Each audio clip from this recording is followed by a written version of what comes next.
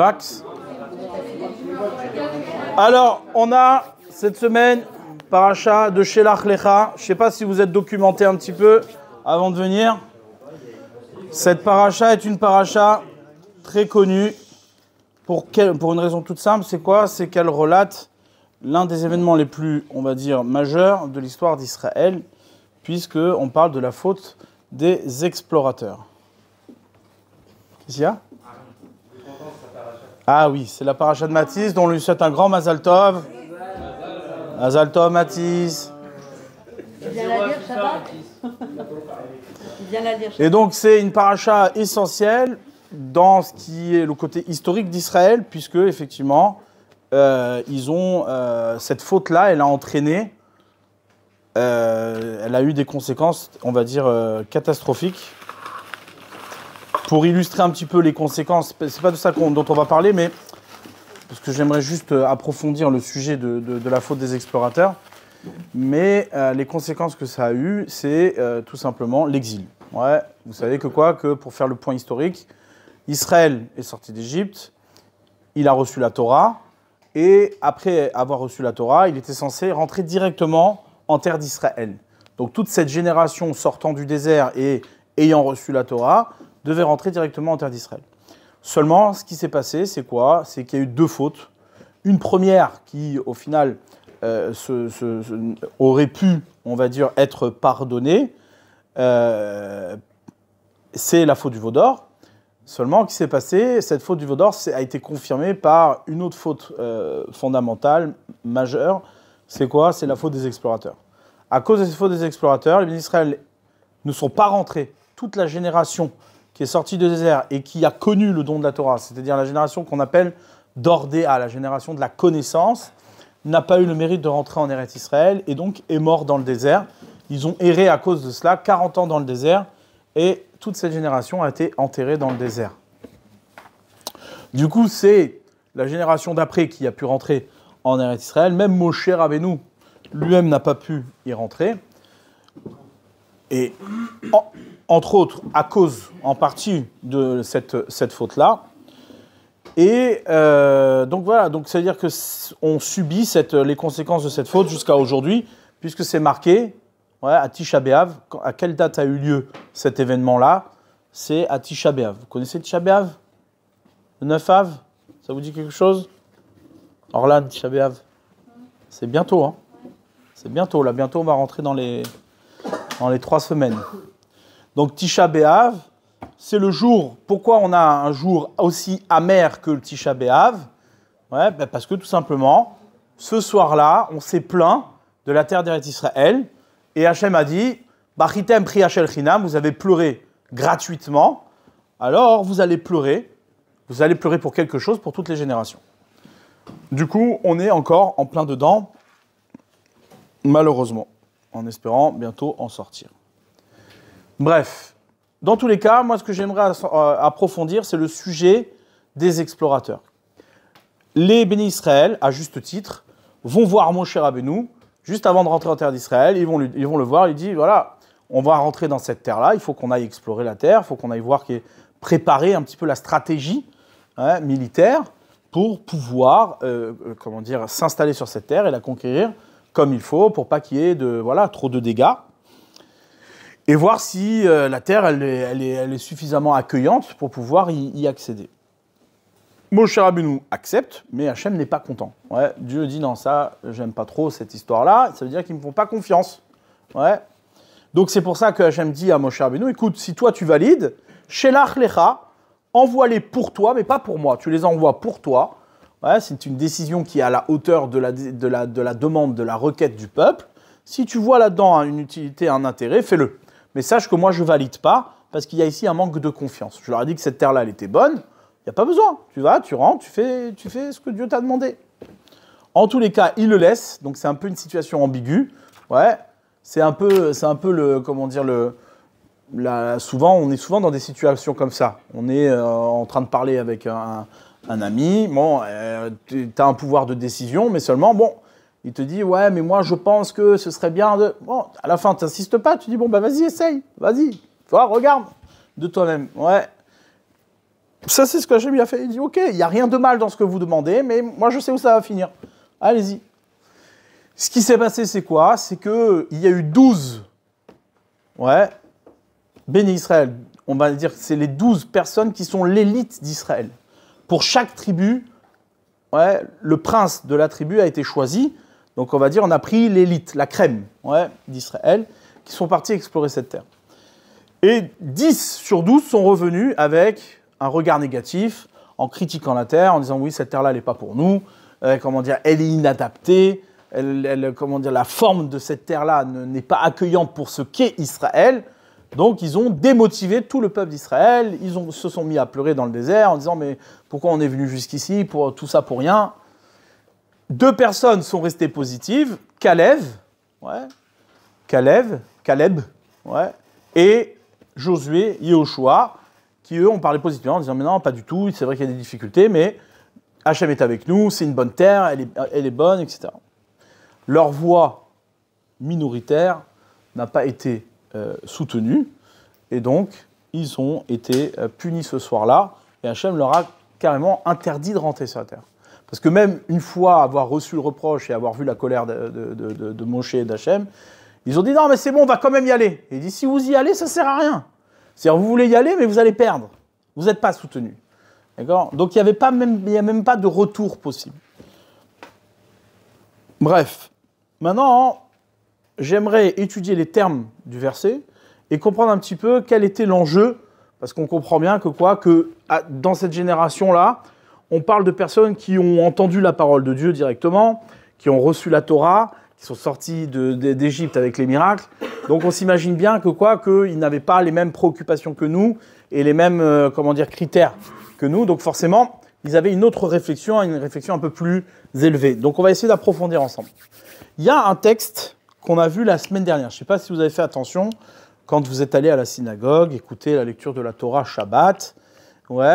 Alors peut-être à écouter, vous n'avez pas vu non plus de quelle manière cette paracha a été structurée, mais il y a à un moment donné 2 versets qui sont encadrés de 2 lettres inversées.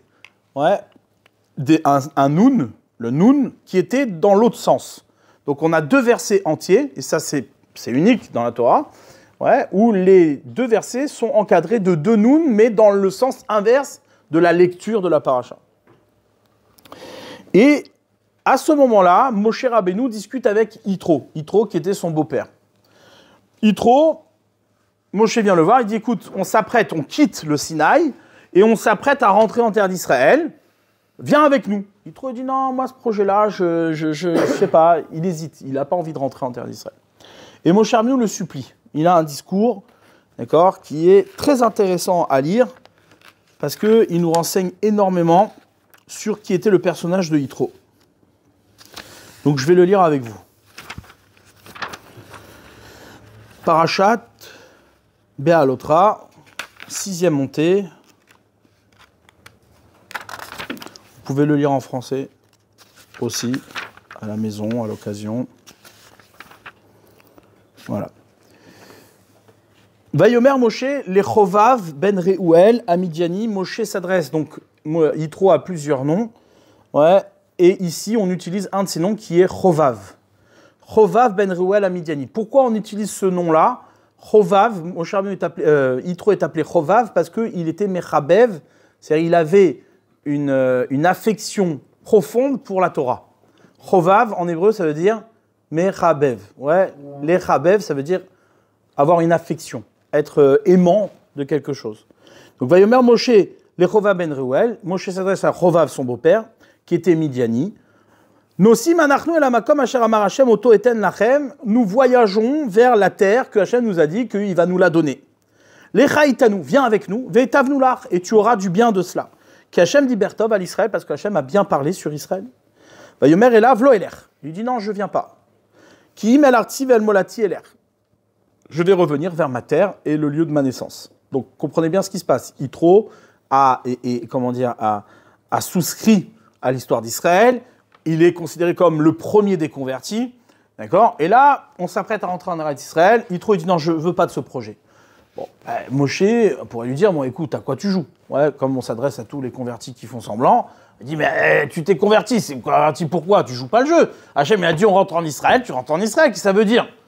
Non, Moshe lui dit, non, Vayomer al nataz vavotan. Je t'en prie, il le supplie, ne nous abandonne pas. Pourquoi? Ki alken yadata chanotenu bamidbar, tu connais la raison pour laquelle on a siégé dans le désert, on s'est installé dans le désert. Vaïtalanu laenaim, et tu as été pour nous des yeux. Tu as été pour nous des yeux. Quelle est cette... Tu récupères bien la montre, hein Vaïtalanu laenaim, tu as été pour nous des yeux. D'accord? On ne sait pas encore qu'est-ce que Moshe Rabbeinu veut lui dire, mais dans tous les cas, on voit que Yitro représente, incarne une dimension, d'inspiration pour Israël. Ouais, il a été des yeux pour Israël. Vaya kiteler imanu, et si tu viens avec nous, vaya atov aou asher yetiv Hashem, ce bien-là que je te parle, que Hashem va nous faire du bien imanu avec nous, il sera aussi pour toi. Vaïsou mer Hashem, on n'a pas de réponse, on ne sait pas ce que Yitro répond. La Torah ne nous indique pas qu'est-ce que Yitro a répondu à Moshe. Tout de suite, Vaïsou mer Hashem, ils ont voyagé, ils sont partis de la montagne d'Hachem, donc le Sinaï, derachoshet yamim, sur un chemin de 3 jours, une distance de 3 jours, ouais. Et là, qu'est-ce qui se passe? Va rendre Brit Hashem, l'arche de l'Alliance, qui était, on va dire, le phare. Ouais, l'arche d'Alliance partait devant les bénis d'Israël pour montrer le chemin qu'ils devaient prendre. L'arche d'Alliance voyageait devant eux et elle avait une avance de 3 jours. Mais qu'est-ce qu'elle faisait? Quel était son rôle? Regardez le terme qui est utilisé. La tour, la em enoucha. La tour, la em enoucha. Pour leur explorer un lieu de repos.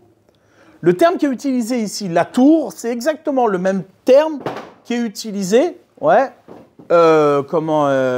au sujet des explorateurs. Via Tourou, comme c'est marqué, dans Shelach Lecha, c'est exactement le même terme. Et ce terme-là, vous le connaissez, puisqu'il est utilisé aussi en français, je crois. Enfin, je ne sais pas si c'est du français ou c'est de l'anglais, mais en tout cas, on l'utilise, nous, dans notre langue. Par exemple, un tour opérateur. Le tour opérateur. D'où vient le mot tour? C'est quoi tour? Touriste. La tour. L'origine du mot, c'est la tour. Tour.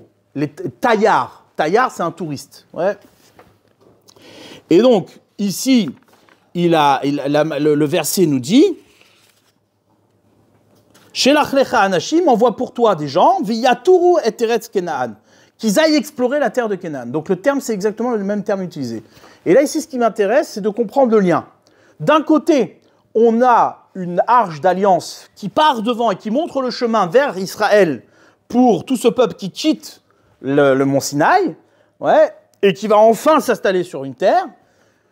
Et là, normalement, l'exploration doit se faire par cette arche d'alliance. Seulement, on ne sait pas ce qui se passe. Ils sont un peu fatigués ici, nous dit Rashi. Regardez ce qu'il dit ici. Il dit, Vaïsou me'ar Hashem, ils ont voyagé de la montagne d'Hachem. Et là, Rashi dit, c'est quoi qu'ils ont voyagé? Derech Shoshet Yamim.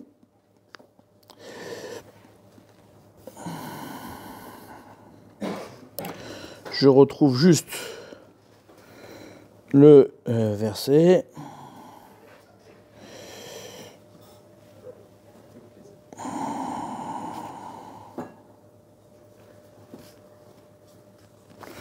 Pourquoi il n'y a pas marqué ici? Je vais vous le dire à l'oral. Vaïsou me'ar Hashem, ça veut dire quoi? Ils ont voyagé de la montagne d'Hachem. Ça veut dire qu'ici, dit Rashi, ils étaient fatigués. Ils étaient fatigués et donc du coup, l'arche d'alliance a pris une avance de 3 jours sur eux.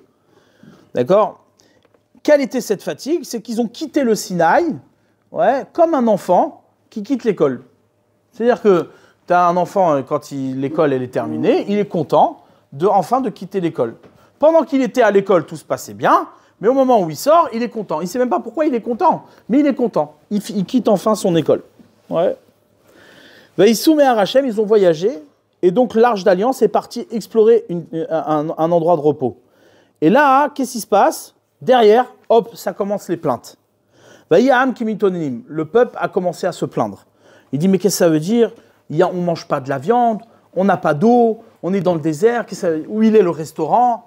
On vient à Montpellier pour vivre notre judaïsme, on n'a pas de restaurant, on n'a pas de viande, on n'a rien.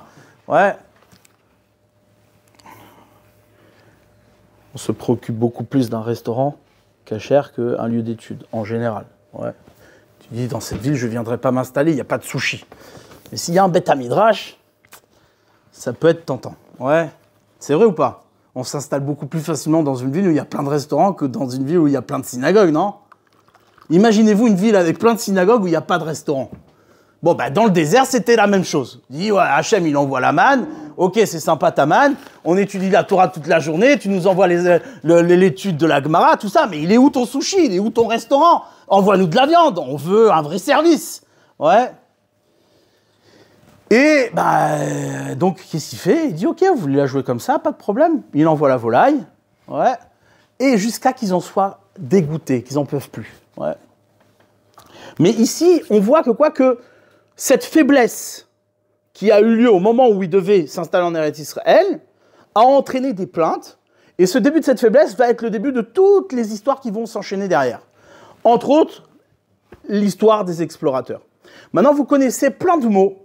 Ouais, vous connaissez plein de mots qui ont la même origine que le mot Latour. Pas la famille Latour, mais des mots, des termes. Par exemple, donnez-moi un terme qui est très, très, très connu, ouais, et qui a un lien avec le mot, avec les lettres Tav, Resh. Que c'est?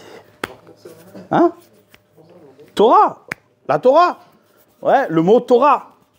Le mot Torah, c'est la même lettre que... Après, il y a aussi un autre terme, que ça peut-être vous le connaissez moins, mais qu'on dit, par exemple, ça c'est Assour, et ça c'est Moutar. Ouais. Ça c'est permis, ça c'est interdit. Les Atir, ça veut dire permettre, dénouer. Ouais.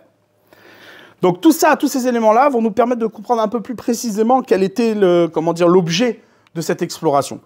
Qu'est-ce que vient faire l'Arche d'Alliance? Qu'est-ce qu'il y avait dans l'Arche d'Alliance? Est-ce que quelqu'un sait qu'est-ce qu'il y avait dans l'Arche d'Alliance? Ça fait partie de la culture générale, si ce n'est pas, bien entendu, un sujet religieux. Au moins, pour la culture générale, qu'est-ce qu'il y avait dans l'Arche d'Alliance? La Torah, ok, un Sefer Torah, ok. Les 5 livres. Les premières tables brisées. C'est le livre de la Torah, les rouleaux, les premières tables brisées. Quoi? Les tables entières. Et il y avait la manne aussi. Dedans, il y avait la manne, ouais. Bref. Très bien, bonne référence. Donc du coup, il y a ici, dans cette Arche d'Alliance, les 2 dons de la Torah. Les 2 dons de la Torah que Hachem a donnés, ouais, ils sont là. Aussi bien les tables détruites, donc les échecs d'Israël, entre guillemets, et la réparation d'Israël. Ouais. Donc cette Arche d'Alliance part devant pour pouvoir aller explorer la terre. Mais en quoi? Qu'est-ce qu'elle va explorer? Qu'est-ce qu'il y a à explorer? Hachem n'est pas content qu'on aille explorer nous-mêmes. Ouais, qu'est-ce qu'une arche a de quoi explorer? C'est quoi l'objet, ouais, qu'une arche aille explorer la terre? Le terme, il n'est pas bien utilisé. On aurait dû dire, elle va devant pour préparer l'installation, pour préparer le lieu d'installation et de repos. Qu'est-ce que ça veut dire explorer ici? Le mot la tour. Si on fait un parallèle avec le mot Torah, on peut dire peut-être que aller explorer, c'est d'installer la Torah, montrer le lieu où la Torah se repose. Là où la Torah prend pied, là où la Torah se repose, c'est l'endroit où on doit aller. C'est notre endroit de repos. C'est là où on doit suivre. Ouais. Maintenant, quel est le lien entre l'exploration et la Torah? Ça, c'est le sujet de tout ce livre-là, Bamidbar. Ouais. Et donc, c'est là-dessus que je voulais vous amener. C'est pour ça que j'ai fait toute cette petite introduction qui était un peu longue. Mais c'est là-dessus où je voulais, orienter votre réflexion, votre intérêt. L'objet de la Torah. Quel est l'objet de la Torah? Ouais, l'objet de la Torah, c'est un sujet qui est extrêmement difficile. Vous savez que souvent ce qui se passe, ouais, j'ai vu ça, un truc comme ça sympathique. J'ai regardé un article qui expliquait qu'il y avait une différence entre le sentiment amoureux, le sentiment d'être amoureux, et l'amour elle-même. Ouais. Par exemple, vous pouvez vous sentir amoureux de quelqu'un, d'accord? Donc vous êtes sur un nuage, tout est agréable. Ouais, Maintenant, le sentiment amoureux, bon, c'est un sentiment qui dure quelques années. Ça dure pas longtemps. Ouais. Ça peut varier entre chacun suivant son excitation, mais au bout du compte, ce sentiment amoureux ne dure pas. Ouais. Quoi? Rachel, t'as une mesure à donner? Qui quoi? Ah ouais, ça va. Ah non, non, oui, bah, là, ça fait longtemps qu'elle n'est pas contente.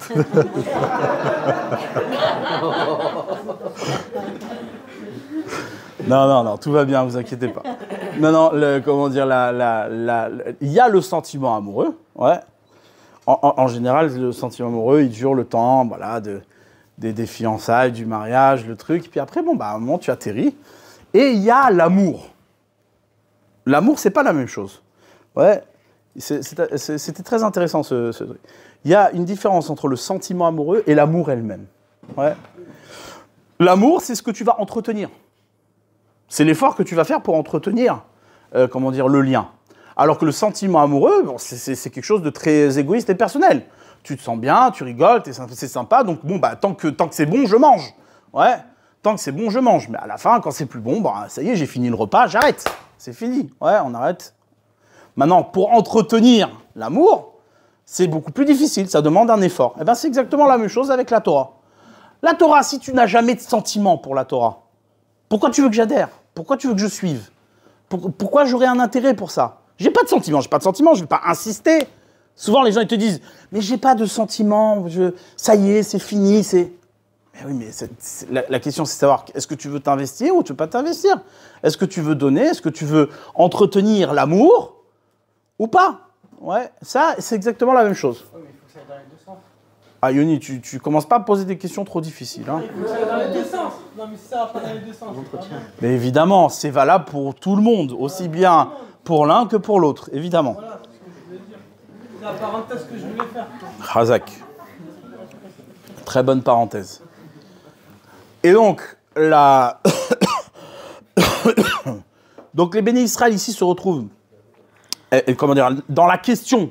Ouais, ils se retrouvent être ici plus dans le sentiment amoureux de la Torah. On est au Sinaï, donc le sentiment, il est riche, il est fort. Il y a quelque chose de fort qui se joue entre Dieu et le peuple d'Israël. Ouais, on est embarqué, on est sur un nuage. Et puis d'un coup, on doit quitter le Sinaï.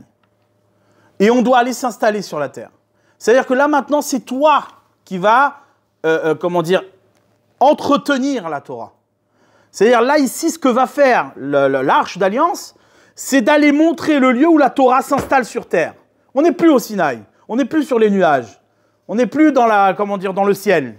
Maintenant, on atterrit sur terre. Mais il faut quand même garder le lieu et l'exigence de la Torah. Là où la Torah se repose, c'est le lieu de la terre d'Israël avec les deux tables. Les tables cassées et les tables, données au final que les bénis Israël ont reçues. D'accord? Donc à ce moment-là, y a une fatigue. Il y a une faiblesse. Ouais, cette faiblesse-là, on la connaît tous. Dans n'importe quel moment. C'est-à-dire, c'est pas simplement dans une relation homme-femme, ça peut être aussi également dans son travail, ça peut être également dans ses projets. Ouais, au départ, on est tout feu, tout flamme dans un projet, puis au bout d'un moment, pour pouvoir faire durer le projet, il faut enlever les rêves, ouais, et les aspirations qui étaient au départ celles qui nous ont poussés, et puis il faut l'entretenir maintenant. Est-ce que tu es capable de tenir le temps, dans le temps, et d'entretenir ton projet? Ouais. Maintenant, le mot « la tour », il vient nous renseigner sur comment on entretient un projet. Ouais. Il y a deux phases dans ce qui va être la réalisation d'une personne. Il y a la phase d'enrichissement, ouais, et la phase d'entretien. Tu t'enrichis, dans un premier temps, tu t'enrichis. Tu t'enrichis d'informations, tu t'enrichis de matière, tu t'enrichis tu t'enrichis, tu reçois, tu ne fais que recevoir. D'ailleurs, notre vie, c'est ça. On commence, au départ, on est un enfant qui ne fait que recevoir. À aucun moment, on peut redonner quoi que ce soit. Ouais. Au premier instant, on reçoit le sein de sa mère, et on est dans notre faiblesse et notre détresse absolue, et on peut rien faire, on ne fait que recevoir. D'ailleurs, on ne fait tellement que recevoir qu'on est inintéressant. S'il n'y avait pas l'amour du père et de la mère qui, lui, est complètement désintéressé, qu'est-ce qu'il a à donner? Rien. Ouais. Donc, qu'est-ce qui se passe? On reçoit, égoïstement. On pleure au moment où on a mal au ventre. Ouais, très capricieux. Et au fur et à mesure qu'on grandit, on reçoit, et à un moment donné, on te dit, vas-y, bouge-toi, vas-y, toi, fais. Ouais, c'est le moment un peu perturbé de l'adolescence où Ouais, on se cherche un peu, on devient soi-même, on commence à se rebeller. Et puis là, à ce moment-là, il arrive l'étape, on dit, bon, vas-y, débrouille-toi. Fais ta vie. Ouais. Ce moment-là, c'est le moment qu'on appelle la tour. La tour, ça veut dire explorer, mais c'est le moment où aussi on devient Torah. C'est quoi le lien qui est entre l'exploration et la Torah? Le mot Torah a deux origines. Il y a le mot Torah qui est Hora'a. Le Maharal nous dit que quoi? Que l'origine du mot Torah vient du mot Hora'a, enseignement. Hora'a en hébreu, enseigner. Ouais, les Horot, ça veut dire enseigner. Torah, c'est un enseignement. Mais il y a aussi le mot la tour. La tour, ça veut dire explorer. Ouais. Et donc, effectivement, quand on apprend, on a deux moments. On a l'enseignement que l'on reçoit. Et ça, c'est gratuit. Ouais, on reçoit, on ne fait que s'enrichir. On prend. Et il y a le moment où on doit aller explorer. Ce qu'on appelle Torah écrite et Torah orale. Torah écrite, tu reçois. Tu ne peux pas discuter. Tu ne vas pas commencer à changer l'écriture. Tu ne peux pas changer la lettre. Ouais, et au moment où tu reçois, à toi d'être fidèle à la lettre. Ton exploration doit aller rechercher le lien qu'il y a entre toi-même et cette écriture. Ça, c'est l'objet de la terre d'Israël.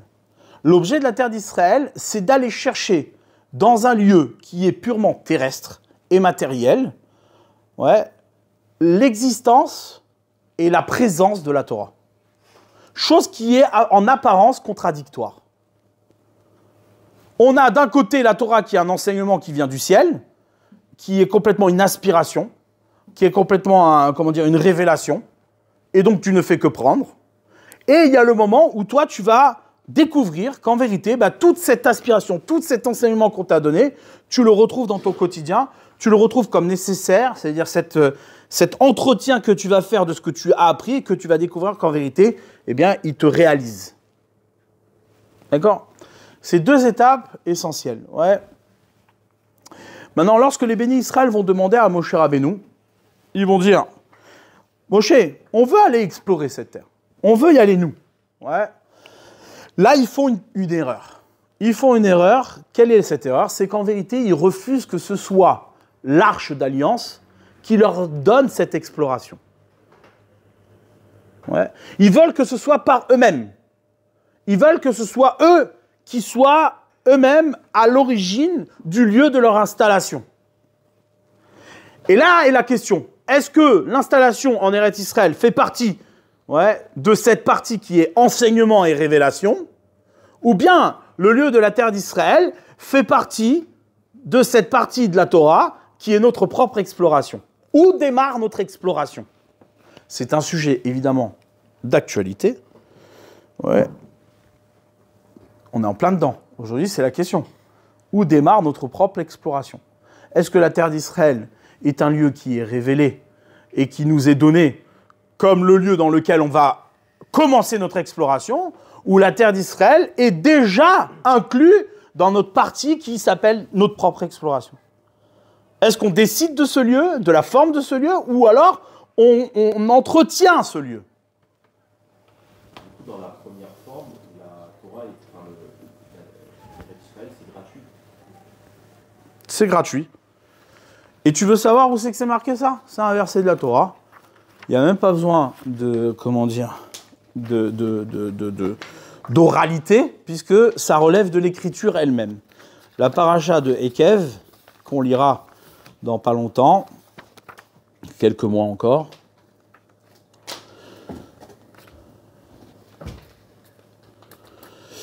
Il y a marqué comme ça. Hachem, il dit...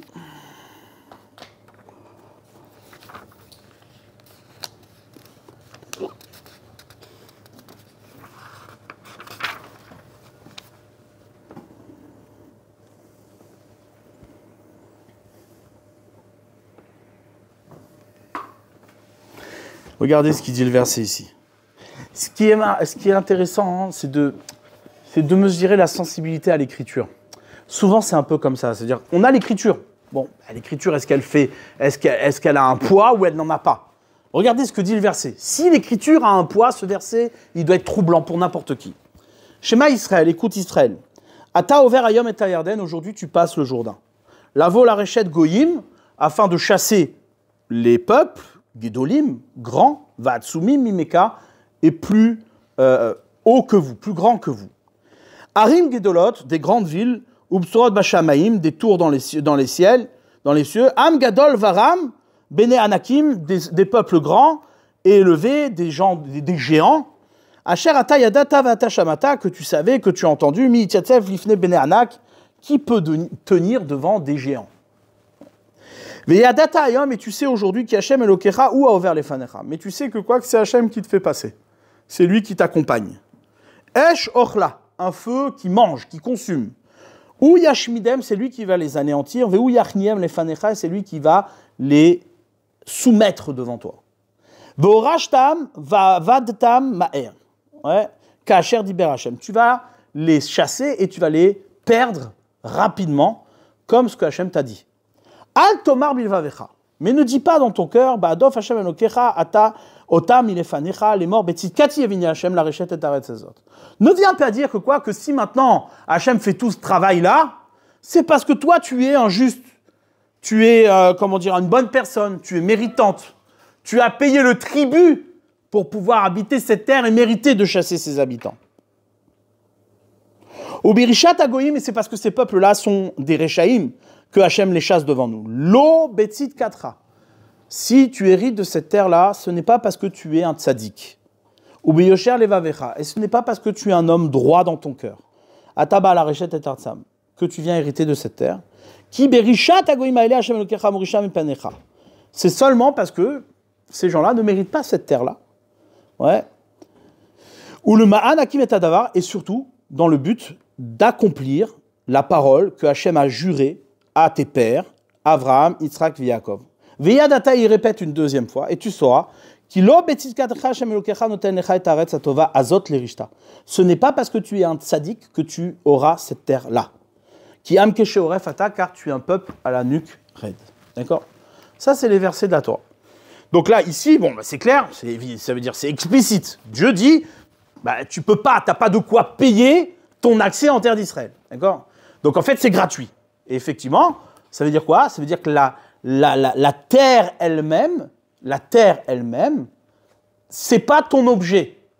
C'est pas ta part. Ça, c'est l'écriture.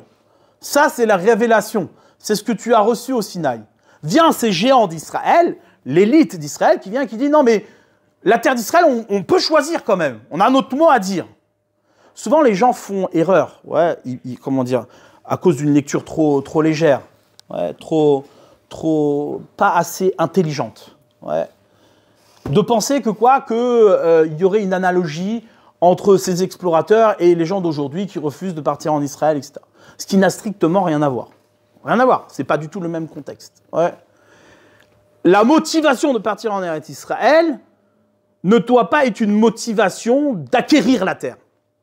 Parce que ça te fait pas, c'est pas toi. C'est pas toi qui décide ça. Ça, c'est déjà donné. C'est Hachem qui décide. Là où tu es acteur, c'est dans ton exploration de cette terre. C'est-à-dire quoi l'exploration de cette terre? Ton travail que tu vas faire pour y installer la Torah. Le travail que tu vas faire pour aller comprendre les contradictions qu'il y a entre la matérialité et l'installation de cette spiritualité. Comment tu vas faire que sur une terre qui n'est pas, sinaïque, elle devienne sinaïque? Ouais. Ça, c'est tout l'intérêt de la tour, la Menucha, d'explorer la terre. Et c'est le lien qui existe entre l'étude de la Torah et l'exploration. Souvent, dans l'étude de la Torah, on peut se contenter de réceptionner des informations. Là où tu commences à étudier la Torah, c'est pas lorsque tu récoltes des informations, d'accord, et que tu emmagasines du savoir. Non. L'étude de la Torah, c'est ta part à toi. Qu'est-ce que toi, et ça, chacun est différent. Là, la part qui nous concerne, c'est pas ce qu'on peut à l'identique répéter, ce qui est marqué dans les textes ou dans le Shulchan Aruch. C'est comment toi, avec tes difficultés, avec ton histoire, avec de là où tu viens, tu as la foi que la Torah peut s'y installer. Souvent, ce qui se passe, c'est quoi? C'est qu'on peut démissionner. Les Juifs ont démissionné, c'est un fait. Aujourd'hui, on parlerait, au sens large, de ceux qu'on connaît, ceux que l'on côtoie 20 millions de juifs dans le monde, j'exagère un peu, d'accord, 20 millions de juifs dans le monde, bon, sur les 20 millions de juifs, très peu sont dans une exploration de où se trouve la Torah chez moi. Ouais, pourquoi? Pour une raison toute simple, c'est qu'ils ont démissionné devant la difficulté. C'est dur. J'ai une histoire, j'accumule des difficultés, j'accumule des épreuves, et donc du coup, devant ces épreuves, je ne vois pas comment ce qui pourrait être bon, ce qui pourrait être juste, ce qui pourrait être Torah, peut s'y installer. Aujourd'hui, on est dans cette difficulté-là plus que jamais. On ne le ressent pas comme tel parce qu'on a évidemment abandonné la Torah depuis un moment. Mais en vérité, c'est là où on est. Le carrefour d'aujourd'hui, c'est celui-là. Ouais. C'est de savoir, est-ce que je peux encore installer chez moi quelque chose de valable? Regardez, Hachem nous met devant des choix qui sont impossibles. Ou peu importe ce que tu vas choisir, tu seras considéré comme de la zut. Ouais. Pourquoi tu nous mets devant ça? Normalement, la dignité serait que quoi? Que dans les choix que j'ai à faire, il y a un bon choix.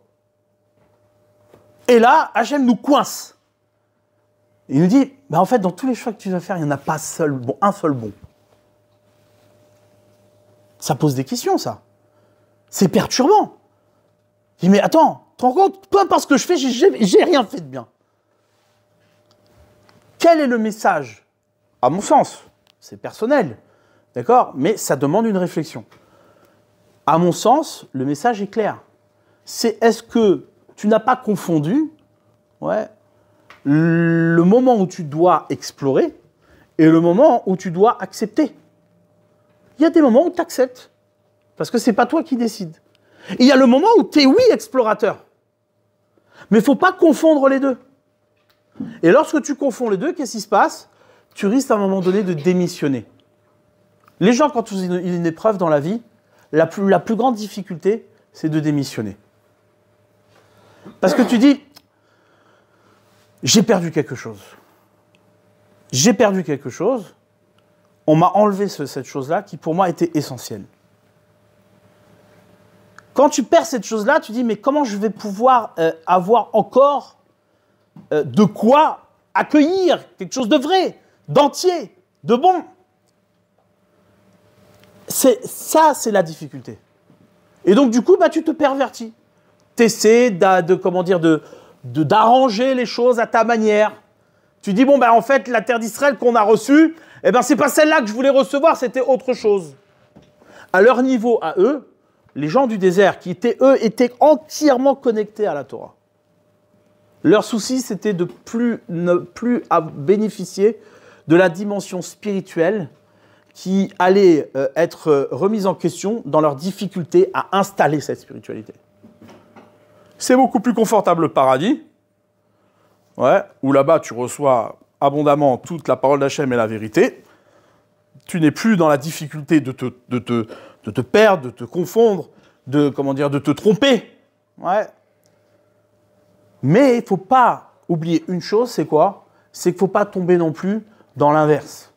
L'inverse, c'est de dire, oui, certes, ça n'a pas marché, on n'est pas bon, on n'y est pas arrivé, on n'a pas reçu la Torah. Le discours des nations aujourd'hui, c'est celui-là. Je parle de ceux qui entretiennent aujourd'hui, consciemment ou inconsciemment, le fait qu'Israël est de la vermine, une pourriture qui tue des gens et des enfants, etc. Ouais.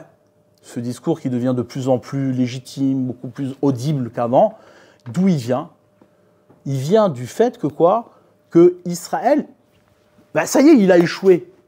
Il n'est plus celui qui est à la hauteur de réceptionner quoi que ce soit, ou réceptionner cette vérité.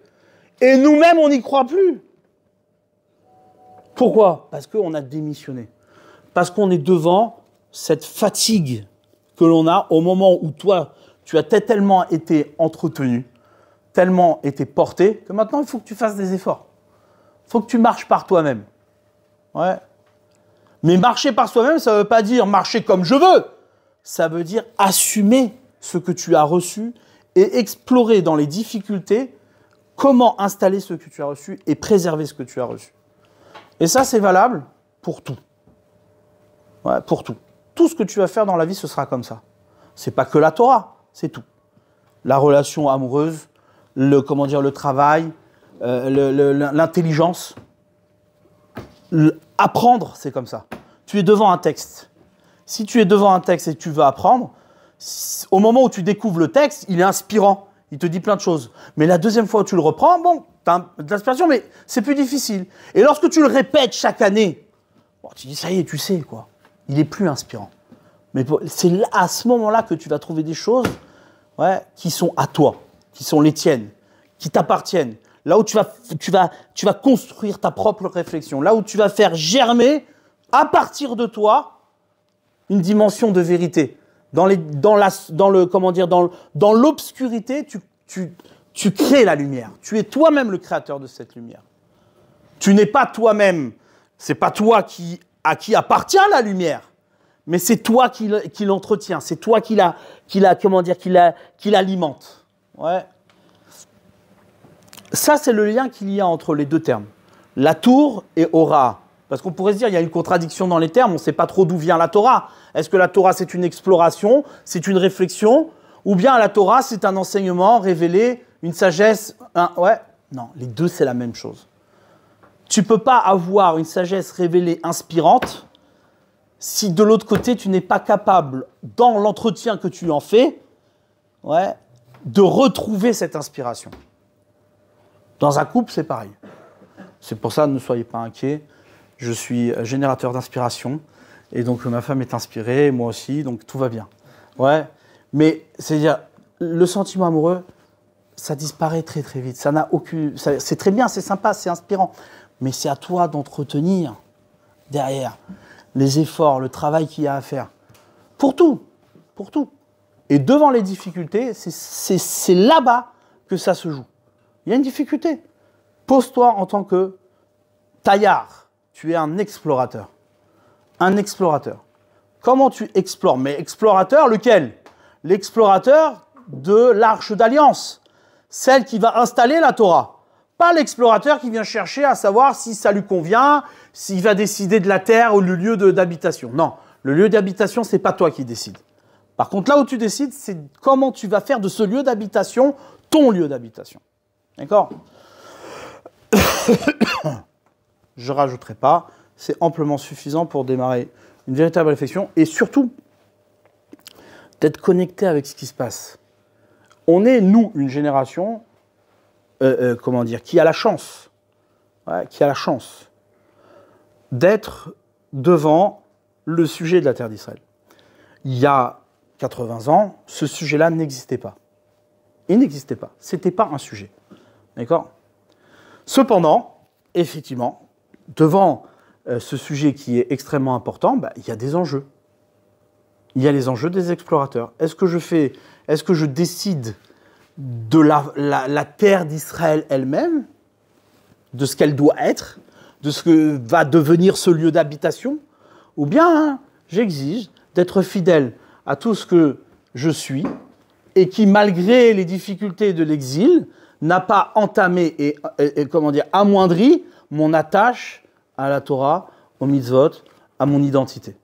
C'est toute la question qui se passe aujourd'hui. Et toute l'agitation qu'il y a autour dans le monde, c'est une agitation qui est autour de ça. Il n'y en a pas d'autre. Quand tu réfléchis, quand tu regardes, toute l'agitation, c'est niflaméot, c'est-à-dire c'est extrêmement, c'est un signe du ciel de voir et de se rendre compte que toute la perturbation qu'il y a dans le monde démarre d'Israël. Tout est en train de s'effondrer. Dans le monde entier. Et qu'est-ce qui préoccupe le monde aujourd'hui? C'est Israël. C'est là la centralité. Elle est là-bas. Ouais. Depuis le moment où Israël n'a plus été en capacité de décider qui sera son dirigeant, regardez bien ça, portez cette analyse. Là où la souveraineté d'Israël a été contestée, eh bien, dans le monde entier, on a subi des perturbations. Il y a des enjeux au niveau politique, au niveau, au niveau pouvoir, tout se redéfinit. Pourquoi? Normal, il n'y a pas de roi en Israël. Qui dirige Israël aujourd'hui? On ne sait pas. Personne. Mais d'un autre côté, c'est le moment où on peut dire, mais qui dirige Israël aujourd'hui? Celui qui l'a toujours dirigé. Retrouve l'inspiration, fais les efforts qu'il faut pour trouver l'inspiration. Celle qui était celle de départ, l'amour que tu avais, l'amour inspiré, ces papillons dans le ventre, cette agitation-là pour ton amoureuse. Ouais. C'est le moment. Ouais. Top, Hazakou.